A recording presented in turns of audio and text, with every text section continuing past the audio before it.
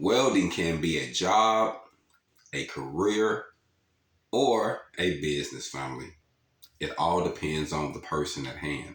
We tend to evolve and we change. And we understand that everybody isn't meant to be a boss. Everybody isn't meant just to be an employee. Everybody isn't meant to follow. A lot of us are designed and meant and gifted to lead. And that's one thing I love about welding because it is a scalable business. You can start in one field and you can progress to another. So the good thing about welding is anyone can learn, male and female, any gender can actually partake of this and grow from it. And one thing that you don't have to do that the system tells us we have to do all the time, you got to finish school. No, you don't. So it's a few things that you don't have to do, but it's a few things that we do because we think that's the only way. We need the education, but is college the only education? We need knowledge. Is the knowledge just only from a school?